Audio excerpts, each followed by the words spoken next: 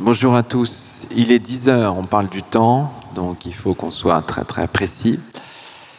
Bonjour à tous. Donc j'ai l'immense plaisir d'accompagner Patrick Boucheron pour une présentation de son ouvrage Le temps qui reste, qui paraît dans la collection Libelle. Libelle, c'est un petit livre chez Seuil. Patrick Boucheron, c'est évidemment inutile presque de le présenter, c'est une formule rhétorique, mais voilà, professeur au Collège de France, et puis un habitué de Blois.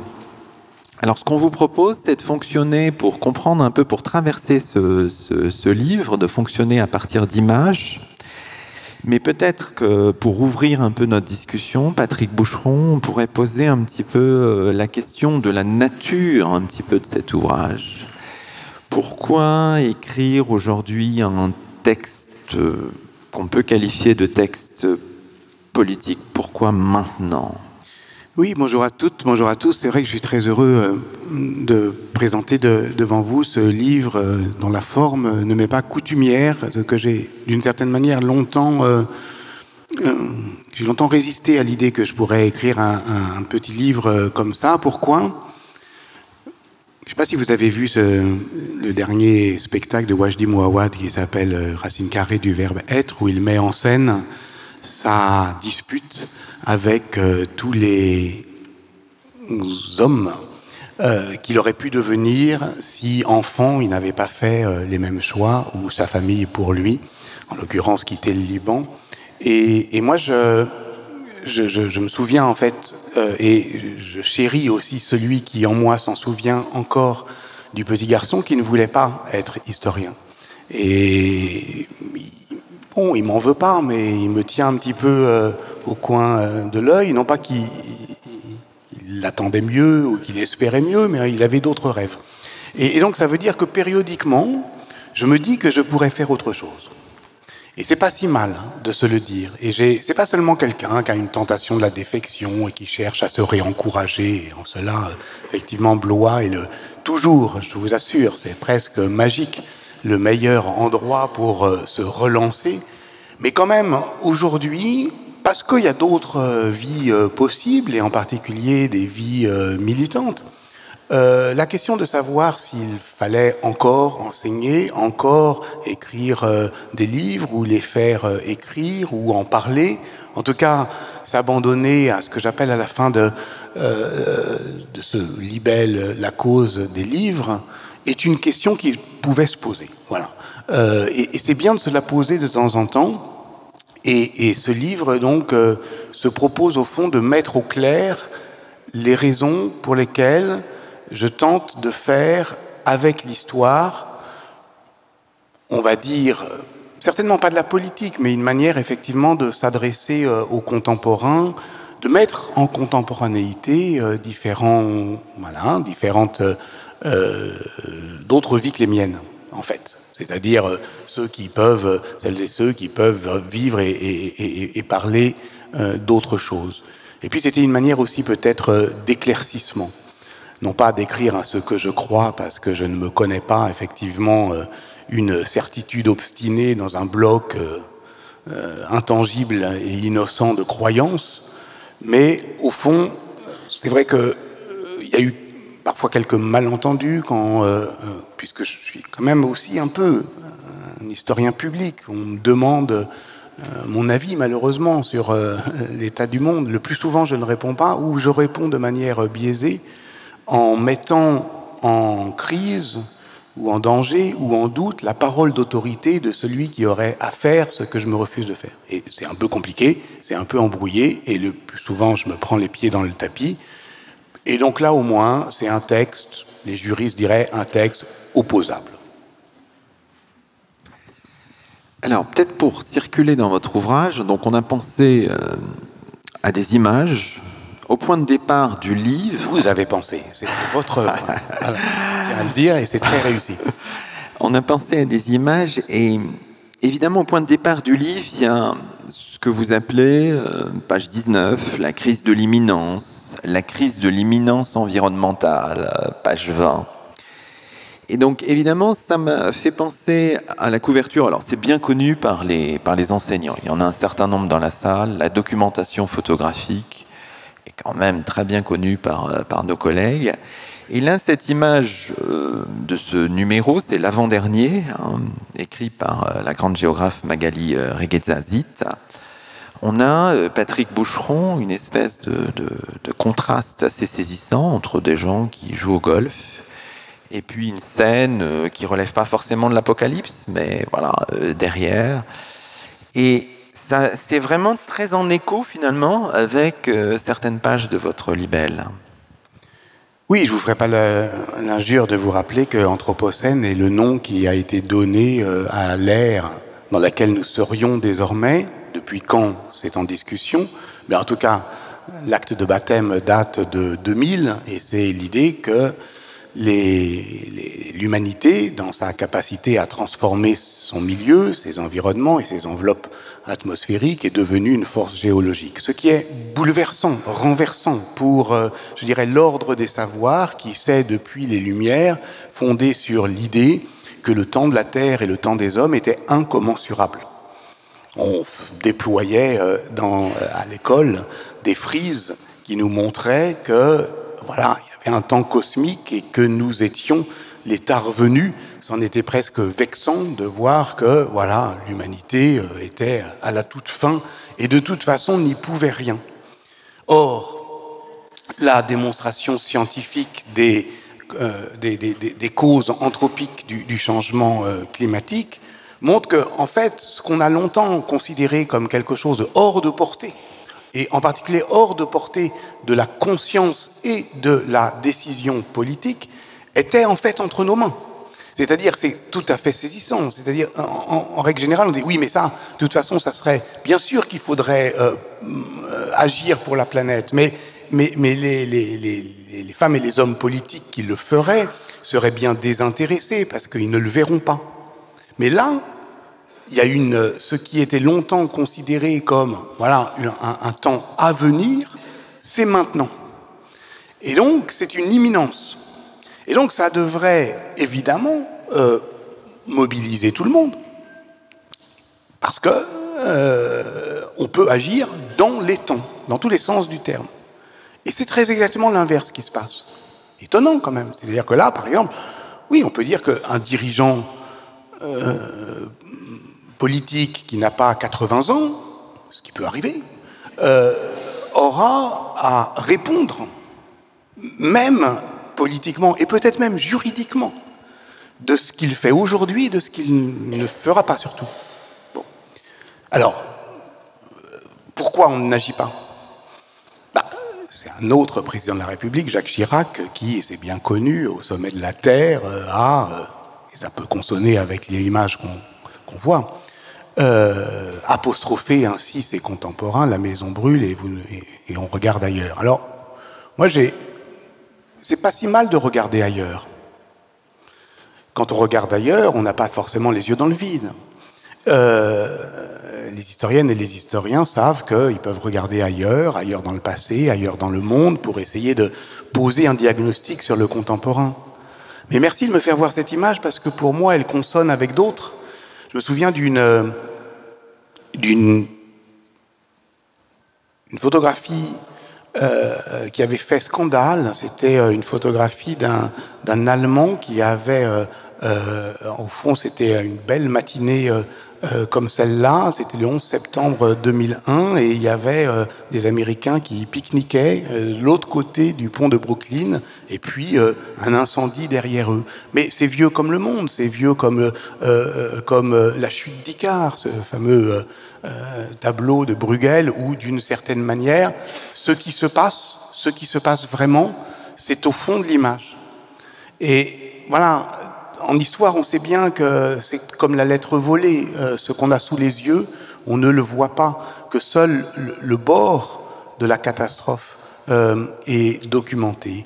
Et après tout, puisqu'il ne s'agit pas de se culpabiliser, et je prends appui sur un autre texte, qui est un texte de Stefan Zweig, qui en 1941 prend le parti ce qu'il appelle des pêcheurs du bord de Seine, c'est-à-dire, paraît-il, que le 21 janvier 1793, le jour de la décapitation de Louis XVI, eh bien, il y avait des pêcheurs à la ligne qui continuaient leur affaire et qui tournaient le dos, littéralement, à la catastrophe. La question, c'est, on ne peut évidemment pas tourner le dos à la catastrophe, en tout cas à l'événement. On ne peut pas tourner le dos à la catastrophe, mais il faut régler son regard. Voilà. Et comme il ne s'agit pas non plus de se laisser sidérer par l'arrogance du présent, là intervient la question de l'histoire. Alors, si on regarde une autre image, parce qu'il y a une forme de métaphore hein, qui remonte à 1947 pour dire un petit peu cette fin du monde. Et là, on voit un collectif qui se tient devant l'horloge de l'apocalypse, l'horloge de la fin du monde. C'est en janvier 2023. Et un petit texte qui nous dit qu'on est 90 secondes avant cette fin du monde, avant minuit. Hein. Et vous revenez dans votre livre aussi sur cette métaphore de l'horloge de la fin du monde. Vous dialoguez avec elle d'une certaine manière, Patrick Boucheron. Oui, c'est quelque chose que j'avais commencé à faire il y a quelques années dans un texte qui a été publié d'ailleurs dans la revue L'Entretemps, qui s'appelait Histoire du temps qui manque, qui est d'une certaine manière l'ancêtre de celui-là.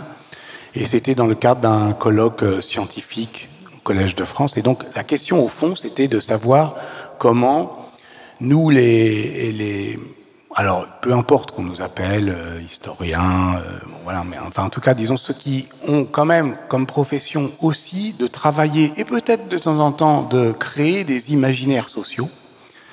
Comment on pouvait effectivement contribuer à cet effort commun? C'était le moment, je me souviens, vous savez, cette série sur Netflix qui s'appelait Don't Look Up, qui montrait qu'il ne suffisait pas, sur ces questions, d'avoir raison pour être entendu, et que le plus souvent même, on pouvait en même temps faire peur et faire bâiller d'ennui. C'est ça le drame de l'écologie politique, tel que Bruno Latour l'a défini.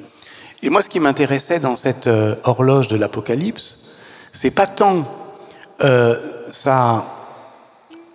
son décompte, parce que ça, c'est très artificiel, évidemment. Le temps qui reste à ce moment-là est un temps qui manque, que, effectivement, sa puissance métaphorique. Donc c'est en 1947 que des physiciens du Manhattan Project, des physiciens nucléaires, donc, se sont inquiétés du risque apocalyptique qu'ils ont voulu quantifier. Et moi, je suis d'une génération qui a vécu dans la peur nucléaire et qui voit bien, d'une certaine manière, que l'angoisse de l'effondrement en est un avatar. Bon. Et c'est Meryl Langsdorff, qui est une artiste américaine et qui se trouve être l'épouse d'un des physiciens du Manhattan Project, qui a eu cette idée qui est une métaphore au sens propre et qui s'est imposée dans toute la culture, la pop culture, Watchmen, etc., qui est de représenter effectivement le temps qui manque comme un compte à rebours. Voilà. Et on le définissait alors en 1947. Et on était à 23... Donc, si les 24 heures commencent avec le début de la Terre, nous serions où? Alors, nous en étions à 23h43 en 1947, et puis, 23h53, puis ça a oscillé, évidemment avec la crise des fusées, etc. On s'est rapproché, 53, et puis en 1991, on pensait que c'était la fin de l'histoire, donc tout allait bien, on avait encore un quart d'heure, mais à ce moment-là, on ne calculait pas les risques épidémiques et environnementaux. On a commencé à les calculer en 2007, et aujourd'hui, il resterait 90 secondes. C'est intéressant parce qu'effectivement, c'est là ce que j'appelle la crise de l'imminence. Aussi sur le fait que, là encore, ça nous met en porte-à-faux, nous les historiennes et les historiens, et d'une manière générale, ceux qui ont, disons, une culture littéraire qui s'opposait en fait à la culture technicienne héritée du 19e siècle, qui était une culture d'ingénieurs qui pensaient que le temps était calculable. Et nous, on croyait de notre devoir de dire « mais non, tout ne se calcule pas, c'est imprévisible, etc. » Mais aujourd'hui, la position politique, effectivement, la seule tenable, c'est de dire qu'il y a quand même des choses qui se calculent. Il y a quand même des consensus savants, il y a quand même, malgré tout, des certitudes, non pas pour dater la fin du monde, mais en tout cas pour alerter le monde sur la possibilité de sa fin. Et que les scénarios, on l'a vu dans le cas épidémique, d'une certaine manière, on est dans un moment où il s'agit de réenchanter, philosophiquement, la capacité de calculer le monde. D'où l'alliance, parce que moi à chaque fois je cherche pas à faire le malin sur des sujets que je ne connais pas, je cherche à me rendre utile ou moins inutile, et donc voir comment nos disciplines peuvent au fond participer de cet effort commun. Ben justement, quand on voit Don't Look Up, on comprend que il suffit pas de donner des chiffres, il faut produire des métaphores. Des métaphores au sens propre, c'est-à-dire ce qui déplace. Voilà. Et là, c'est de l'art contemporain qui a créé en fait les conditions d'une mobilisation des esprits par une image, par une métaphore. Et c'est ça qui m'intéresse dans cette image. Alors évidemment, on le comprend, les mots pour dire la catastrophe sont très importants. Et les mots sont variables. On parle de crise, de catastrophisme, d'apocalypse, d'effondrement, de collapse. Et donc là, on a choisi la couverture d'un mensuel qui a déjà plusieurs années d'existence. On voit le portrait d'un tenant de ce qu'on pourrait appeler la collapsologie, ancien ministre, Yves Cochet, vous savez, qui est maintenant retranché en périphérie de Rennes et qui attend tranquillement la fin du monde. Et c'est intéressant aussi de revenir, Patrick Boucheron, sur ces mots. Et évidemment, vous opposez à cette forme de collapsologie en reprenant des termes d'autres, une forme peut-être de catastrophisme éclairé. Oui, ça c'est Jean-Pierre Dupuis qui parlait de catastrophisme éclairé. Reconnaissons effectivement que la position collapsologique, c'est-à-dire la certitude de l'effondrement, est aussi facile à énoncer, on peut toujours le dire, qu'à dénoncer. L'énoncer, on peut toujours le dire, parce que si on est démenti par les faits, on dira tant mieux, j'ai réussi mon coup. Les prophètes de malheur n'attendent pas d'avoir raison demain, mais de prendre sur aujourd'hui quelque emprise, et une emprise souvent nécessaire. C'est Hans Jonas, le philosophe allemand, dans le principe responsabilité, qui montre que, d'une certaine manière, les prévisions, en particulier, et on l'a très bien vu d'ailleurs pendant la crise du Covid, toutes les prévisions, les scénarios, effectivement, en l'occurrence ici des épidémiologiques, étaient faits pour être démentis, étaient faits pour, d'une certaine manière, alerter sur ce qui risquait d'arriver si on ne tenait pas compte de cette prophétie, qui n'est pas une prophétie auto-réalisatrice, mais au contraire auto-invalidante. Je vous dis ce qui va arriver pour que ça n'arrive pas.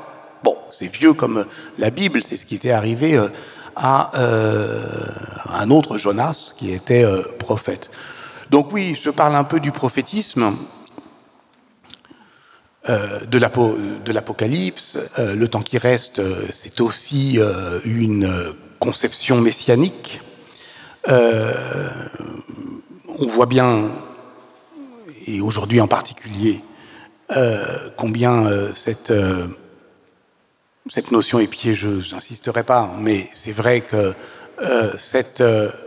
toute la question, au fond, c'est ça la crise de l'imminence, toute la question, c'est de savoir comment une certitude auto-construite de l'effondrement du monde pourrait faire autre chose que de sidérer et de décourager. Sachant que ce que nous avons sous les yeux, C'est un événement en cours qui, à force d'être annoncé, s'annonce comme déjà arrivé.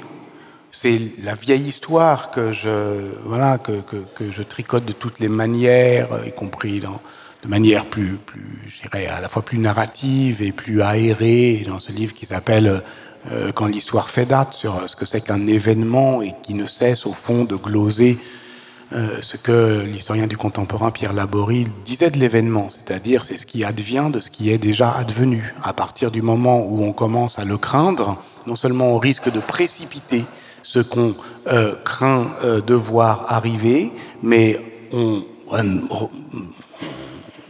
reconnaît, mais trop tard, que en fait c'est déjà arrivé. Ça, c'est le temps selon Julien Gracq, le temps selon le rivage des Sirtes. Et puis il y a une troisième possibilité que j'évoque aussi dans ce livre, c'est que parfois pour prévenir des catastrophes, on croit prévenir une catastrophe en précipitant une autre, car le train siffle toujours deux fois, et que le plus courant dans la situation historique, c'est qu'il y a quelque chose qu'on voit qui nous aveugle et qui nous occupe, littéralement nous occupe.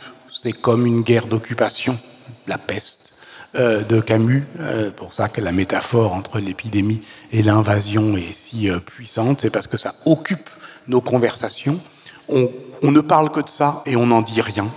Et au fur et à mesure, effectivement, qu'on se laisse assourdir par ce bourdonnement, quelque chose d'autre arrive. Voilà. Et ça, c'est effectivement, à mon avis, le risque de toutes les pensées de l'effondrement. Alors, évidemment, la profondeur historienne est toujours intéressante, et la profondeur de l'expérience. Hein. Vous le mentionniez tout à l'heure, et je voulais aussi l'évoquer, c'est-à-dire le souvenir, ce qui se passait il y a quelques années, hein, est intéressant. Voilà, et donc là, c'est pour ça que j'ai pensé intégrer dans ce diaporama une image qui a été publiée par Paris Match. C'était le temps de Paris Match avant Bolloré, si j'ose dire, donc le 30 septembre 1961.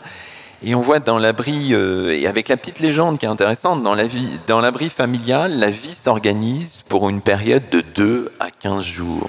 Donc cette expérience personnelle dans la compréhension de ce qui se passe aujourd'hui, Patrick Boucheron, est importante, est intéressante. Oui, bien sûr, il y a dans ce petit libelle quelque chose d'inévitablement machiavélien. On se refait pas, c'est mon copain. C'est-à-dire que, finalement, tenter de poser un regard sur l'histoire, penser historiquement peut-être l'instant, sans prétendre nommer le temps.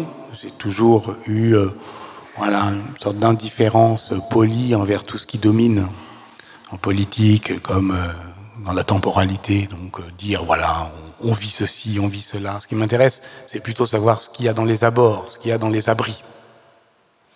Bon, et dès lors, ce qui se cache, ce qui s'abrite, ce qui reviendra, ce qui, loin des regards, invente l'avenir.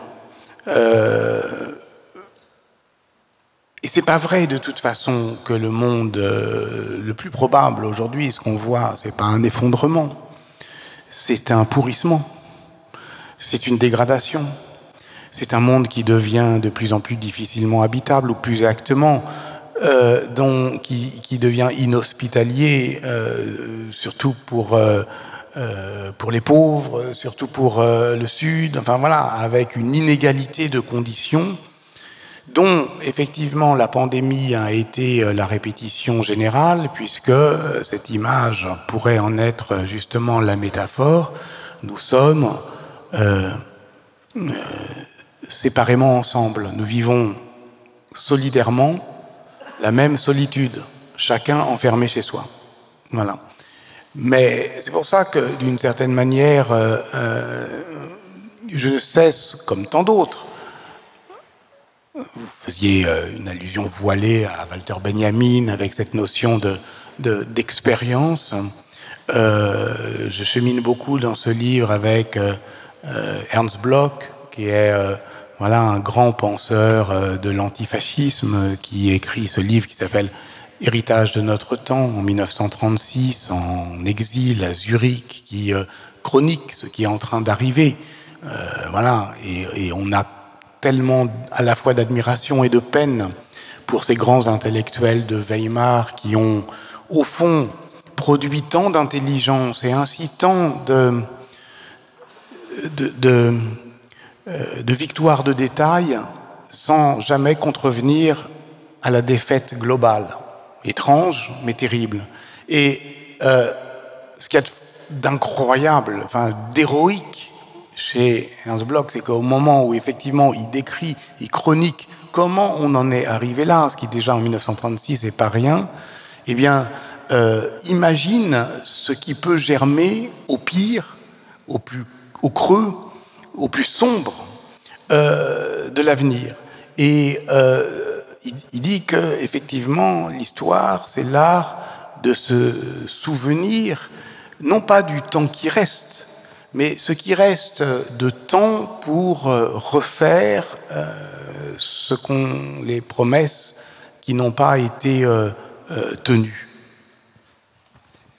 Alors évidemment, ce temps qui reste, on y vient. Vous dites à un moment, ce n'est pas un temps d'attente, mais un temps de prise de conscience de tout ce que nous n'avons pas encore perdu, et un temps d'action. Et vous posez la question à un moment, serait-ce le temps des enfants? Alors évidemment, j'ai pensé à ce discours, à cette image célèbre. Il y en a parfois des plus ingrates, hein. C'est intéressant aussi dans la mise en image de ce discours, hein, prononcé par Greta Thunberg à New York durant un sommet de l'ONU sur le climat. C'était le 23 septembre 2019, avec cette fameuse phrase, hein, emblématique « How dare you, hein. Et ça dit quelque chose aussi. Le temps qui reste est-il le temps des enfants? Oui, c'était il y a 4 ans déjà. C'était il y a déjà 4 ans. Et déjà, effectivement, se manifestait là une sorte d'inversion de l'ordre des générations qui faisait que, et que certains s'en exaspèrent ou ne le comprennent pas, importe peu, c'était une enfant qui grondait les adultes parce qu'ils étaient décidément bien inconséquents et qu'elle se faisait du souci pour eux. Et pour elle, évidemment, comment osez-vous? Et c'est ce qu'elle disait. Et évidemment, c'est une figure presque mythologique que la Pythie qui vient voilà, du fond de son enfance tourmentée, d'ailleurs, dire les vérités au monde. Et rien ensuite n'est comme avant.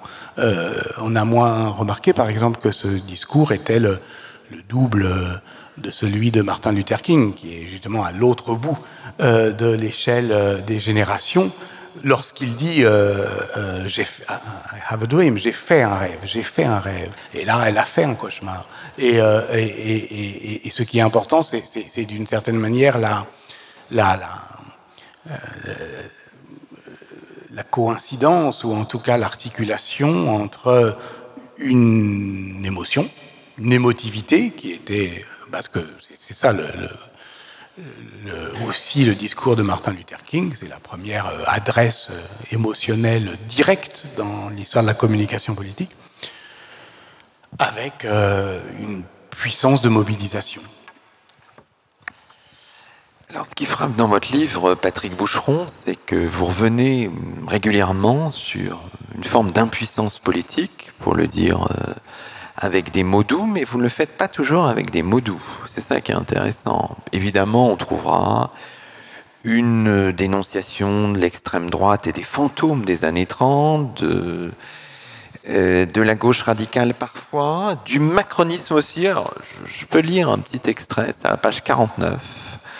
Le macronisme en phase terminale ne sera probablement rien d'autre qu'un autoritarisme sur fond de capitalisme ensauvagé, quelque chose comme le gaullisme sans la grandeur, s'épuisant dans l'affairisme, la France-Afrique et l'affaissement des libertés publiques.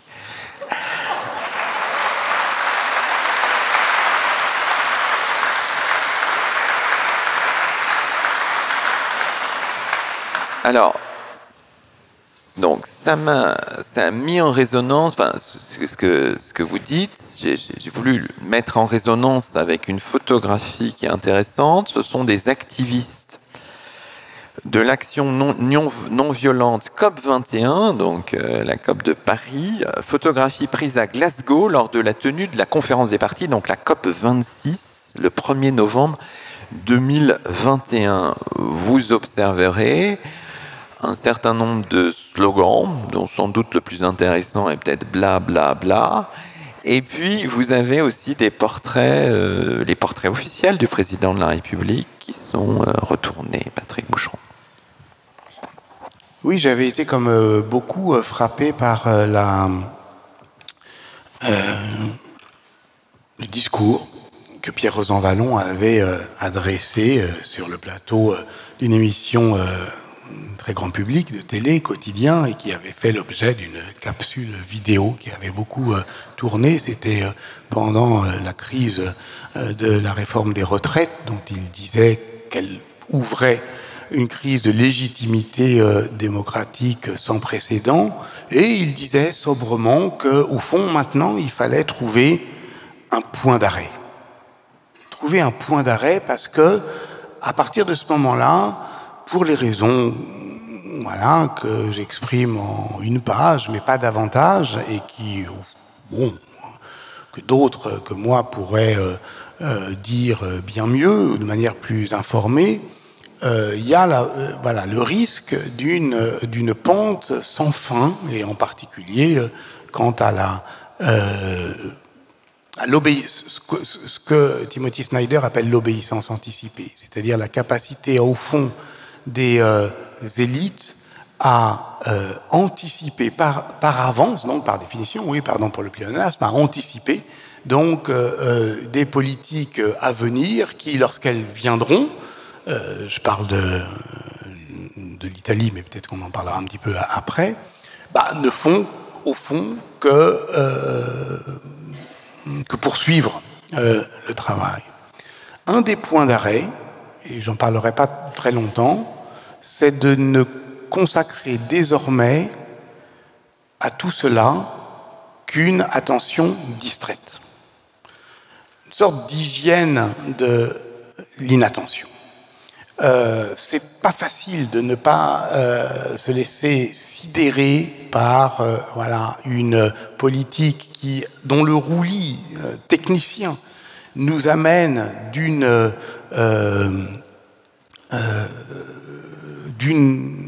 semaine l'autre à commenter, s'indigner, etc. Et ça ne peut pas durer 4 ans comme ça. Donc, si on considère qu'un cycle politique est déjà terminé, alors il est absurde de penser que, parce que ce cycle-là est déjà terminé, tout est joué, disons, si les échéances électorales ne sont pas chahutées par quelque événement inattendu, en 2027. En 4 ans, c'est terriblement long, 4 ans. Il peut se passer plein de choses. On peut commencer et terminer une guerre, on peut commencer une révolution et s'en désespérer. C'était d'ailleurs très exactement le sens des pêcheurs du bord de Seine de Stefan Zweig, parce que c'est qu'est-ce qui se passe 4 ans après 1789 ? 4 ans après 1789, on est fatigué. On regarde ailleurs, on veut reprendre pied dans sa vie. Il y a là effectivement des moments de mobilisation qui électrisent les énergies et qui font découvrir à celles et ceux qui y participent un courage, un enthousiasme, une imagination qu'ils ne se connaissaient pas. C'est ça, évidemment, la grandeur de l'engagement. Mais on ne peut pas rester longtemps dans l'effervescence. Il faut jouer des différentes temporalités. Et donc, je m'amuse dans le livre d'une déclaration d'un ministre qui a dit à quelques heures d'intervalle, 2027 c'est demain et 2027 c'est dans longtemps. C'est ni demain ni dans longtemps, c'est dans 4 ans. Et en 4 ans, on peut faire plein de choses. Alors justement, pour prolonger cette idée là que vous venez d'évoquer, c'est cette idée de finalement que faire. Alors là, c'est intéressant, ce sont des images... alors vous allez voir, ce qui peut vous intéresser aussi, c'est que ce sont des images qui sont publiées dans des titres de presse différents. C'est toutes les manifestations, vous savez, à Sainte-Soline, dans le département des Deux-Sèvres, à l'occasion de la manifestation contre le projet de méga-bassine. D'ailleurs, c'est intéressant parce que la justice administrative vient de se prononcer cette semaine. Hein. Et alors, la photographie qui est en haut a été publiée, donc on voit un homme seul et puis voilà, des forces de police derrière, a été publiée dans le journal Libération. Et la deuxième photographie a été publiée dans Elle. Elles nous disent évidemment des choses différentes, voilà. Mais bon, elle pose aussi la question, on prolonge un peu la réflexion précédente, Patrick Boucheron, que faire? Le soulèvement. Alors le soulèvement écologique, et puis c'est une thématique hein, très importante en ce moment. Enfin voilà. Qu'est-ce qu'on peut dire sur ce sujet? Que faire? Est-ce que le soulèvement, alors, que dire du soulèvement? Soulèvement écologique. Oui, encore une fois, de ces questions, je ne suis nullement spécialiste, mais j'ai le sentiment que mon travail, ce que j'essaye de faire modestement depuis l'endroit où je suis, c'est de mettre en contemporanéité les savoirs historiens que je travaille avec le temps que je vis, comme vous et moi, ni plus ni moins, et qui travaille en même temps les objets du passé. Voilà. Et comment, au fond, être historien, c'est aussi comprendre comment on est travaillé par l'histoire.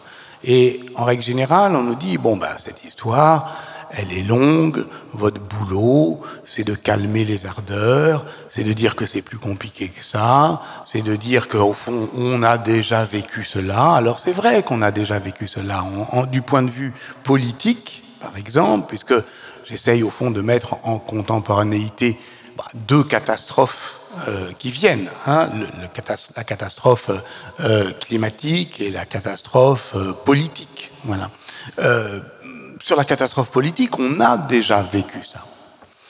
Et ce qui nous engourdit et nous effraie, c'est ce terrible sentiment de déjà-vu. C'est-à-dire cette manière qu'on a de voir répéter, bégayer l'histoire. C'est Marx qui, dans le coup d'État de Louis-Napoléon Bonaparte, a décrit ça si bien. Vous savez, c'est cette histoire qui revient, qui reflue et qui se parodie elle-même. Voilà, c'est le passage où il dit que les morts pèsent sur le cerveau des vivants. Évidemment, c'est le thème de ces rendez-vous de l'histoire de Blois. Les morts pèsent sur le cerveau des vivants, mais on oublie d'ajouter, en tout cas c'est pas dans la traduction commune, comme des fantômes. C'est ça, comme des fantômes, parce que d'une certaine manière, même si on considère que les fantômes sont évanescents et de peu de poids, ils pèsent le poids de l'angoisse, ils pèsent le poids de cette incapacité à agir, de cette impuissance. Je pense qu'un des cauchemars, on a fait une histoire et une sociologie des rêves et des cauchemars, un des cauchemars les plus courants, un des cauchemars les plus communs, je ne veux pas dire les plus universels, qui correspondent à une peur enfantine, je dirais archaïque, c'est la maison brûle, je dois sortir, et puis j'oublie, ou alors j'ai pas de pantalon, ou alors je veux absolument chercher une photo, puis je la trouve pas, et puis je regardant la photo, j'oublie à nouveau. Enfin, on est distrait au moment du danger. Voilà. Et ça, c'est un cauchemar. Et ce cauchemar d'une catastrophe lente à venir, il est lié à l'histoire, il est lié à cette incapacité à conjurer les spectres du passé. Alors, je pose la question aussi, pourquoi ne pas la poser, de la manière dont on peut nommer, parce que conjurer les fantômes, c'est les appeler les uns après les autres et leur donner leur nom. S'agit-il du fascisme? En tout cas, en Italie, puisque malgré tout, je tente quand même de faire une histoire des pouvoirs pour le Moyen-Âge depuis le laboratoire italien, avec cette idée un petit peu bétassonne que souvent dans l'histoire, l'Italie a, sinon prophétisé, du moins expérimenté des formes de gouvernement qui ont pu ensuite s'étendre dans l'Europe tout entière. Eh bien, c'est quand même très étonnant de voir le peu de cas que l'on fait de l'expérience italienne aujourd'hui. Qu'est-ce qui se passe quand un pays cède et admet que finalement, depuis bien des années, la droite de gouvernement et l'extrême droite ont le même socle idéologique et donc se mettent à gouverner ensemble. Et à ce moment-là, la leader d'extrême droite, Giorgia Meloni, qui veut qu'on l'appelle post-fasciste comme si le fascisme était une question derrière nous, réglée, apparaît étrangement modérée par rapport à tous ceux qui autour d'elle se sont radicalisés et parlent de manière, ont des états de parole encore plus pourris. Comment on peut être plus ordurier que Matteo Salvini? Donc, quand, effectivement, quelqu'un qui est du parti néo-fasciste arrive au pouvoir, on dit « Oh en fait, on s'était habitué ». Mais sur le plan policier, sur le plan législatif, sur le plan langagier, on s'est habitué. Et donc, quand ça arrive, on se dit « Ah ce n'était que ça ». Mais non, ça continue de manière sourde, vous voyez? Donc, là, l'histoire a son importance, non pas pour faire trembler en désignant de noms du passé, même s'ils sont gros de tous les crimes atroces qu'ils ont suscité les forces politiques en présence, mais pour tenter de comprendre comment, effectivement, on se soulève. Voilà. Et donc, toute la question, alors politique aujourd'hui, mais ça, je m'arrête là. C'est pour ça qu'effectivement je parlais de Rosan Vallon, mais on peut parler de plein de gens, c'est-à-dire d'un front assez large qui prend effectivement des gens qui étaient considérés comme modérés, social-démocrates, mais effectivement qui ne peuvent pas imaginer possible de continuer longtemps à consentir à des gouvernements qui ont perdu leur boussole, voilà. Avec la jeunesse militante de ce pays. Et c'est ce que je dis un peu à la fin. La jeunesse militante de ce pays, elle a des luttes féministes, elle a des luttes environnementales, et c'est avec elle qu'on fera. Parce que ça ne s'arrêtera pas. Et donc, aujourd'hui, je dirais, le programme politique qui englobe tout ça n'existe pas. Mais il y a des intellectuels qui veulent se mettre, je dirais, au confront entre le monde intellectuel et le monde politique, ça s'appelle les think tanks, etc. Moi, c'est pas mon cas. Je suis un petit peu en amont, comme effectivement l'artiste, la femme de Thomas Langdorff. J'essaye de mettre en circulation des mots. Et ces mots passent par des livres, et ces livres vivent leur vie de livres, c'est-à-dire courent le monde sous d'autres formes. Ça peut être du théâtre, ça peut être de la radio, ça peut être de la télé, ça peut être des conférences. Tout est bon pour, au fond, nommer ce qui nous arrive, et on ne perd pas son temps. Et voilà, je reboucle avec mon inquiétude initiale. On ne perd pas son temps à tenter d'énoncer et même, si possible, d'inventer des mots, des manières de dire qui, au fond, vont servir d'appui à la politique à venir. Alors vous avez des mots très beaux. À un moment, vous dites il faut étonner la catastrophe, organiser son pessimisme pour ne pas désespérer du temps qui reste, en refusant, ça vous le dites nettement, en refusant une forme de déploration.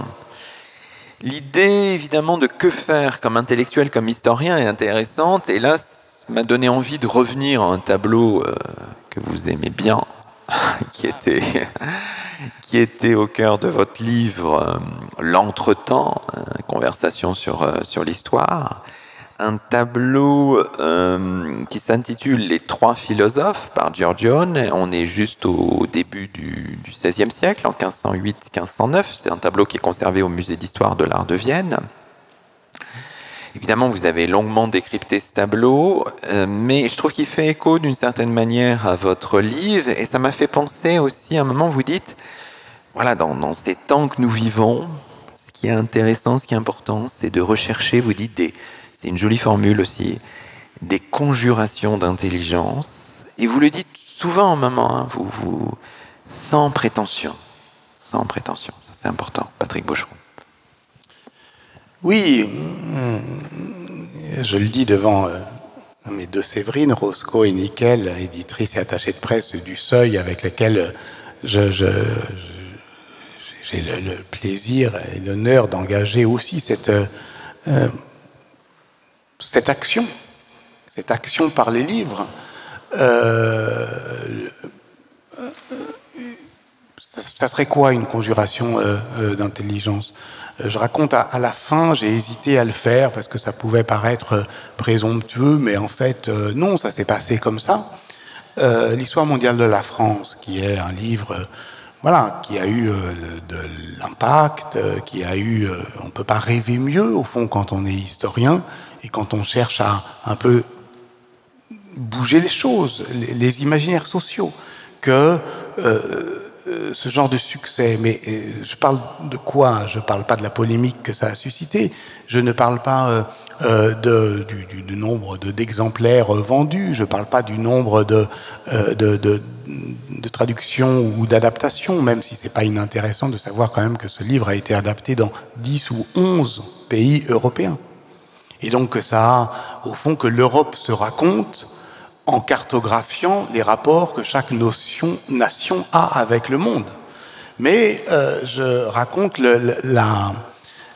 l'émotion que nous avons eue lorsque un très grand chorégraphe, Boris Charmat, a décidé de chorégraphier, de mettre en spectacle, dans un très long spectacle qui s'appelait La Ruée, ce livre collectif qui était quand même un livre savant et un livre polyphonique, un livre qui ressemble beaucoup au Rendez-vous de l'histoire de Blois, en fait, où il y a voilà, des historiennes et des historiens qui viennent parler et qui, parlant à des publics larges, se réencouragent sur leur capacité, effectivement, à dire quelque chose du monde et reprennent un petit peu de fierté. Parce que c'est ça, en fait. Je veux dire, on ne va pas se laisser écraser par la haine de soi. Ça vaut mieux que ce qu'on nous dit. Et voir que des jeunes artistes s'emparaient de ces textes et les faisaient vivre, en faisaient une surface sensible d'émotion, et que ça durait des heures, et que les gens étaient là, et que ça peuplait des théâtres. C'est merveilleux. Et on se dit, mais ok, vous parliez du journal du dimanche, enfin, on voit bien qu'il y a des puissances financières, politiques, terribles, mais ce sont quand même des puissances de mort. Et la vie, elle n'est pas là. Voilà. Et donc, il y a quelque chose d'irrécusable. Il y a quelque chose de, je ne veux pas dire invincible, hein, parce que malheureusement,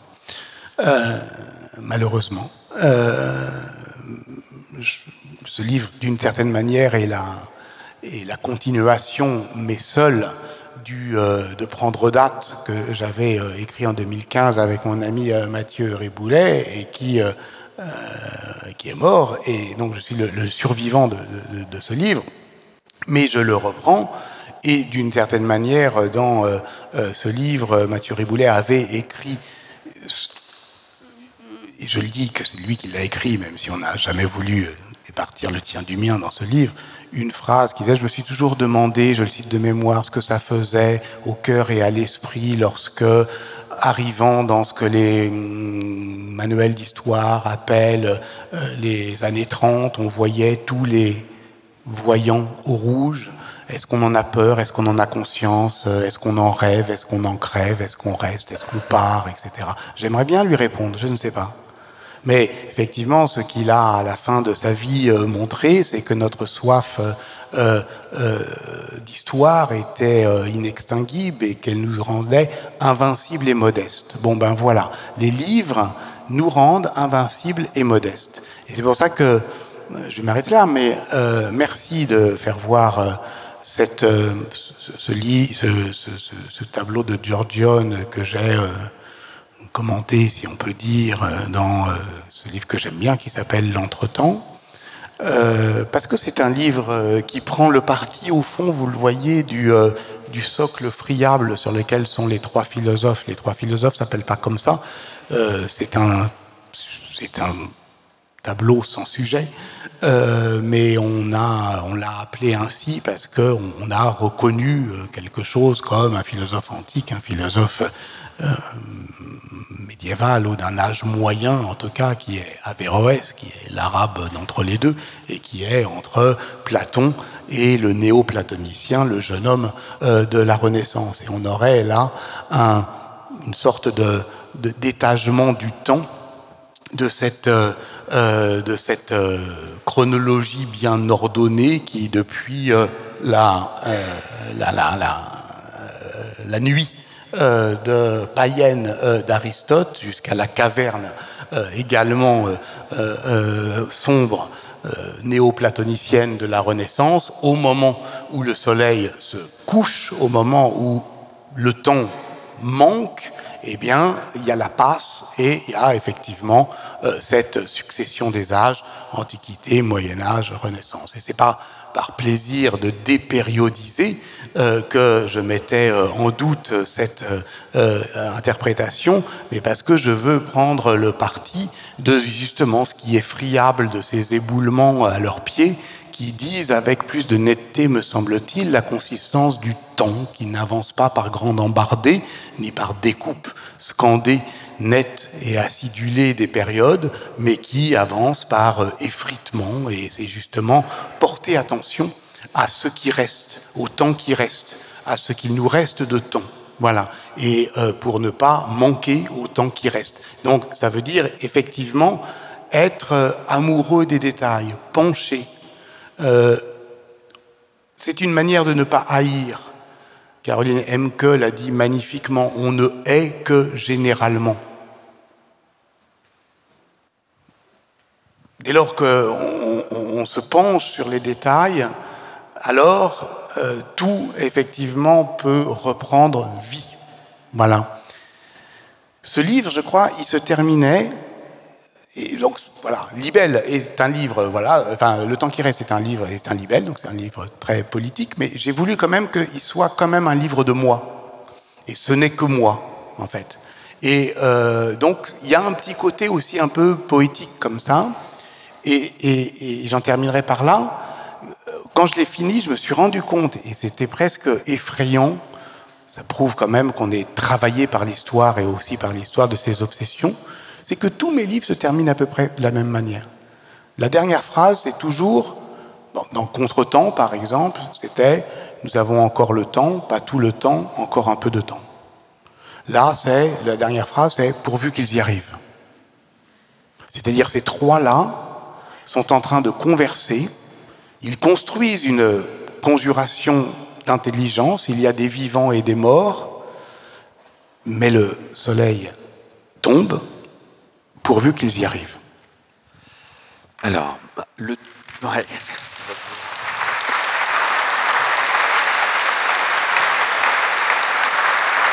Alors, il nous reste le temps qui reste, c'est-à-dire 6 minutes, va être consacré à des questions. On peut en prendre quelques-unes. Je vous en prie. Il y a madame au premier rang, là, peut-être. Il y a un micro qui va arriver. Voilà, il arrive tout de suite. C'est madame. Oui. Oui, on peut en prendre plusieurs en même temps, hein, si vous voulez. Allez-y, posez votre question. Est-ce qu'il y a quelqu'un d'autre pour une autre question, qu'on avance l'autre micro? Voilà, pendant ce temps-là, je vous en prie. Alors déjà, je vous remercie pour votre conférence et je voulais vous poser une question que je me pose moi-même depuis un moment, mais qui m'a été remise en évidence justement par cette conférence aujourd'hui. Comment on peut faire avec notre discipline, avec l'histoire, pour pousser suffisamment de gens à agir justement dans le temps qui nous reste? Et est-ce qu'on se sent pas, est-ce que vous, en tout cas, vous vous sentez pas un petit peu démotivé ou un petit peu désemparé parfois face à cette inaction qu'on peut constater parfois un petit peu partout dans le monde? Alors très rapidement, oui, je me sens démotivé et c'est pour ça que je cherche des manières de me remotiver. Écrire des livres assez personnels comme celui-là est une manière de se remettre dans l'action. C'est déjà en soi une action, mais cette action ne se réalise vraiment que lorsqu'elle est reprise, réappropriée par d'autres. C'est pour ça que je parlais de la ruée. Donc cette question, enfin, il m'appartient de poser la question. Il m'appartient pas de répondre à votre question, mais simplement de la faire advenir dans l'espace public pour que d'autres, enfin nous toutes et nous tous, inventions les moyens d'y répondre. Une autre question, s'il vous plaît? Est-ce qu'il y a d'autres questions? Je ne vois pas de main levée. Ici, madame. Merci beaucoup, monsieur. La question de l'efficacité, puisque vous allez si loin, se pose quand même. Alors, moi, compte tenu du tableau que vous faites des cercles autour de monsieur M, autour de madame M en Italie, je me demande, avez-vous une audience, avez-vous un accès, avez-vous un espoir d'influence à l'égard de ces gens-là? Merci. Vous êtes professeur au Collège de France. Alors, personnellement, non, aucun. Je ne le réclame pas, je ne le revendique pas, je n'y ai pas droit. Je n'ai pas organisé ma vie de cette manière-là, de chercher des accès directs au pouvoir. Il se trouve qu'il y a certains pouvoirs qui, malgré tout, nous demandent effectivement, bon, voilà, nous rencontrer. Et dans ce cas-là, on le fait toujours par discipline républicaine. Celui-là, effectivement, ne le fait pas. C'est une de ses caractéristiques. Mais c'est pas grave, on peut faire autrement. Et faire autrement, c'est s'adresser directement à la société. Et je n'en fais pas doctrine que d'autres cherchent des accès directs à celles et ceux qui nous gouvernent. Moi, j'ai plutôt choisi de m'adresser directement à la société ou à des gens comme vous, les enseignants, mais pas seulement, qui eux-mêmes relaient. Voilà, ce qui a effectivement une manière de contourner un moment qui, c'est vrai, n'est pas un moment propice au dialogue entre les intellectuels et les politiques. On a compris, on nous fait comprendre par bien des aspects que les intellectuels ne sont pas bienvenus en politique. Mais à un niveau qu'on n'a jamais connu. Pas seulement dans le gouvernement, mais dans tous les partis, en fait. Une dernière question, c'était madame. Oui, bonjour. Merci pour la conférence. J'avais une question autour des soulèvements de la Terre.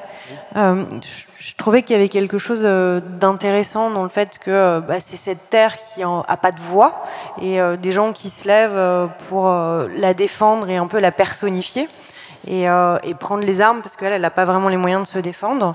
Et il y a quelque chose d'assez nouveau dans ce type de lutte qui est en fait dépersonnifiée. Est-ce qu'il y a eu par le passé, dans l'histoire, des choses similaires qui se sont passées, notamment dans le monde occidental, parce qu'on peut penser aux Indiens d'Amérique, etc. Alors, voilà. Oui, évidemment, il y a une histoire relativement longue des luttes environnementales et il est intéressant de la mener parce qu'on voit très bien que, vous avez tout à fait raison de le dire, il y a, et pas seulement en Europe, beaucoup d'exemples de ressources d'intelligibilité à trouver dans ces luttes anciennes, mais on ne peut pas non plus totalement ignorer ce que la situation aujourd'hui a d'inédit. Voilà, ça nomme quand même, notamment les soulèvements de la terre, ça nomme tout de même un peu l'époque. Et aussi, il y a 3 jours, dans le Libé des historiens, j'ai écrit un petit texte qui s'appelle L'âge de la terre. C'est pour dire ça, c'est-à-dire pour dire effectivement que cette terre friable que vous voyez derrière moi, c'est celle effectivement de la fragilité de notre écosystème, mais aussi de cette volonté effectivement de contourner ces soulèvements ou ces revendications par une pensée de l'enracinement qui est tout de même contre le grand récit en cours, et contre tout ça, effectivement, rétablir les droits de la terre. Oui, vous avez tout à fait raison, c'est quand même un des enjeux aujourd'hui de la pensée contemporaine. Voilà, merci beaucoup Patrick Boucheron. Nous arrivons...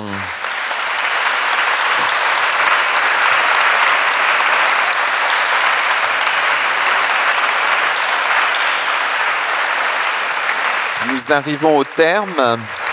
Alors on peut reprendre peut-être une formule que vous avez. Étonner la catastrophe afin de ne pas manquer au temps qui reste. Et le temps qui reste pour nous, c'est 12 minutes résolument le temps de vos dédicaces sur le côté, voilà, de votre livre. À bientôt. Désolé, j'ai pas vu passer.